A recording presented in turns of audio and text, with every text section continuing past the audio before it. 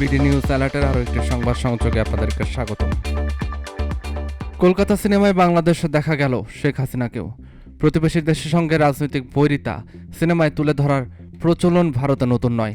এবার দেশটির সঙ্গে বাংলাদেশের সম্পর্কের অস্থিরতাও উঠে আসে পর্দায়। টলিউড সিনেমা রক্তবীজ 2-এর টিজার যেন সেরকমই আভাস দিল। দেখা গেল শেখ হাসিনাকেও। বৃহস্পতিবার 14 আগস্ট প্রকাশ পেয়েছে রক্তবীজের দ্বিতীয় অধ্যায়ের টিজার, যার শুরুতেই 2 জুলাই অভ্যুত্থান পরবর্তী সময়ের কথা বলা হচ্ছে। প্রথম দৃশ্যই শোনা যায়, যতবার ভারত বাংলাদেশ কাছাকাছি এসেছে ততবার মাথাচাড়া দিয়েছে উগ্র সন্ত্রাসবাদ।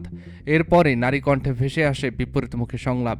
কোথাও যা সন্ত্রাস, অন্য কোথাও হয়তো সেটাই সংগ্রাম। এই সংলাপ থেকে বোঝা যায় রক্তবীজের সেকেওয়েলে বাংলাদেশ গুরুত্ব পাচ্ছে, থাকছে শেখ হাসিনার পতনের অংশ। কেননা টিজারে এক ঝলক দেখা গেছে হাসিনাকে, তার চরিত্রে ছিলেন সীমা বিশ্বাস। রাজনীতিবিদের ভূমিকায় দেখা গেছে ভিক্টর বন্দ্যোপাধ্যায়কে। এছাড়া মারকুটে ভূমিকায় দেখা গেছে আবির মিমকে। পঙ্কজ সিংহ ও সংযুক্তা মিত্র চরিত্রে তারা আগের মতোই সাবলীল বলে মনে হলো। এক ঝলক রোমাঞ্চেও ছিলেন তারা, দেখা গেছে অঙ্কুশকেও, তবে আগের মতো গানে না, গুরুত্বপূর্ণ একটি চরিত্রে আছেন তিনি। দেখে ধারণা করা যাচ্ছে এ এক অন্য অঙ্কুশ। নজর কেড়েছেন কৌশলী মুখোপাধ্যায়, নুসরাত জাহান, দেখা গেছে কাঞ্চন মল্লিককেও। আগামী 26 সেপ্টেম্বর আসছে সিনেমা হলে, অর্থাৎ পশ্চিমবঙ্গে এবার পুজো জমবে রক্তবীজ 2-এর সঙ্গে।